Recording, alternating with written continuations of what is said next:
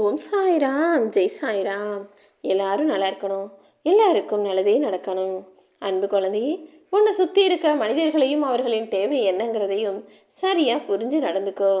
நித்தமும் உனக்கான நல்லது நடக்கணும்னு எதிர்பார்ப்போட என்னையே நம்பிக்கிட்டு சாயப்பா சாயப்பான்னு தினமும் என் நாமத்தை சொல்லிக்கிட்டு இருக்க உன்னை சந்தோஷமாக வாழ வைக்க வேண்டியது என்னுடைய பொறுப்பு. நானும் உன்கிட்ட பேசிடணும், உன் மனசை மாற்றிடணும், உனக்குள்ள நம்பிக்கையும் புத்துணர்ச்சியும் கொடுத்து சந்தோஷமாக வாழ வச்சிடணுங்கிறதுக்காக தான் பல மணி நேரமாக காத்துக்கிட்டு இருக்கேன். உன் உள்ளமும் இல்லமும் மகிழும்படி உன் வீட்டில் நல்ல விஷயத்தையும் நான் உனக்கு நடத்தி தரதுக்காக தான் உன்னை தேடி வந்தேன். உனக்கானது நீ ஆசைப்பட்டபடியே உன்னிடம் வந்து சேரப்போகுது என் செல்லமே. உன்னை அன்பாக பார்க்கும் எந்த உறவையும் நீ ஒருபோதும் புறக்கணித்து விடாதே. அதே போல உனக்கு கெட்டது நினைக்கிறவங்க யாரையுமே உன் பக்கத்துலையும் நீ வச்சிடாதே என் செல்லமே. ஏன்னா அவங்க உன் கூட இருந்தாங்கன்னா அதனால் நீ தான் நிம்மதி இழப்பாய், உனக்குள்ளே தான் பிரச்சனைகள் வரும். அதனால் உன் கூட இருக்கிறவங்க உனக்கு நல்லது நினைப்பவர்களா கெட்டது நினைக்கிறவங்களான்னு புரிஞ்சுக்கிட்டு யாரை எந்த இடத்துல வைக்கணுமோ அந்த இடத்துல வச்சுக்கோ. உன்மீது உண்மையான அன்பை காட்டும் மனிதர்களை ஒருபோதும் சோதிச்சு பார்த்துடாத. நீ புத்திசாலியாக இருந்தால் இயல்பாகவே எல்லாரையும் அன்பாக அரவணைப்போடு அனைவரிடமும் உண்மையாக நீ இருந்து விடுவாய். நீ எப்படின்றத உனக்குள்ள நீயே கொஞ்சம் சுய ஆய்வு செய்து கொள்ளேன் செல்லமே. ஏன்னா சில பேர் தான் எல்லா தவறு செய்வதையும் நியாயப்படுத்திக்கிட்டு நான் சரியாக தான் செய்கிறேன், நான் செய்கிறது தான் சரின்னு அடுத்தவங்க கிட்ட வாதாடிக்கிட்டு இருப்பாங்க. நீ அப்படி இருக்காமல் நீ உன்னை சுய பரிசோதனை செஞ்சுக்கிட்டு தவறு செஞ்சால் அதை திருத்திக்கிட்டு சரியான விஷயங்களை இன்னும் அதிகமாக்கிக்கிட்டு வாழ்க்கையில் உயர்ந்த நிலைக்கு வருவதற்கு முயற்சி செய். அழகாய் பேசுகிறாய் என்பதை விட அன்பாக பேச பழகிக்கோ.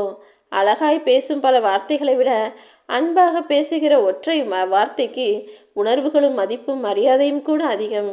எந்த ஒரு சூழ்நிலையிலும் நீ தடுமாறாமல் நினைச்சு நிற்கணுமே தவிர உணர்ச்சி வசப்பட்டு கண்ணீர் விடுவதோ கோபப்படுவதோ கூடாது.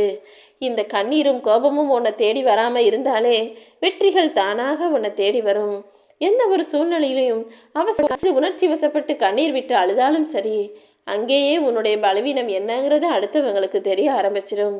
அதை வச்சு அவங்க சுலபமாக உன்னை ஜெயிச்சிடுவாங்க என் செல்லமே. ஆனால் அதுக்கு பதிலாக போக ஆரம்பிச்சின்னா நீ ஒருபோதும் கெட்டு போக மாட்ட. எப்போதும் விட்டு கொடுப்பதும் அனுசரிப்பதும் தொடர்ந்து கொண்டே இருக்கக்கூடாதே தவிர எப்போதாவது விட்டு கொடுத்து அனுசரித்து போகிறதுல எந்த தப்புமே இல்லை.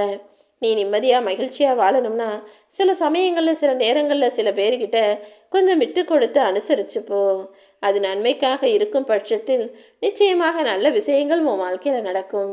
உன் நல்ல மனசும் உன் எதிரில் இருப்பவர்களுக்கு புரிய வருவேன் செல்லமே. சில நாட்கள் நீ பேசாமல் இருந்தாலே சில உறவுகள்லாம் உன்னை நினைக்கிறதையே மறந்து போயிடுவாங்க. அந்த அளவுக்கு கல்மனம் படைத்த மனிதர்கள் இங்கே நிறைய பேர் இருக்க தான் செய்கிறாங்க. தேவைன்னா உன்னை ஞாபகம் வச்சு உன் முகவரியை தேடி வந்து உன்கிட்ட பேசுவாங்க.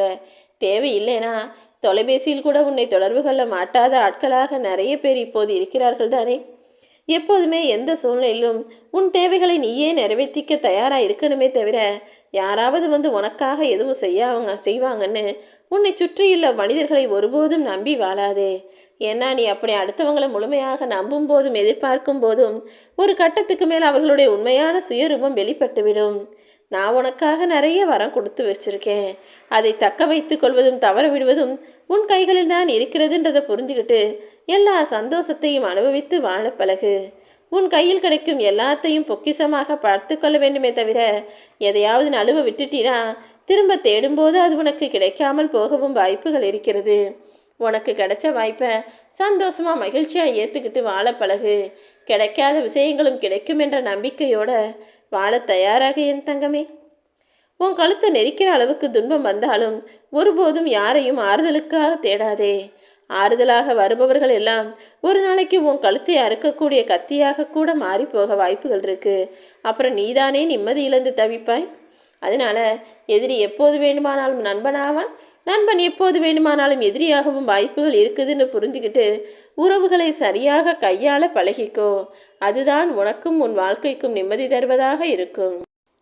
நீ என்கிட்ட ஆசாசியாக கேட்ட விஷயம் நாளைக்கே நீ மனம் மகிழும்படியாக உன் வீட்டில் நல்லபடியாக நடப்பதற்கான ஆசீர்வாதத்தை இப்பொழுதே நான் உனக்கு கொடுத்துட்டேன். எதையும் யோசிக்காமல் நிம்மதியாக தூங்கு.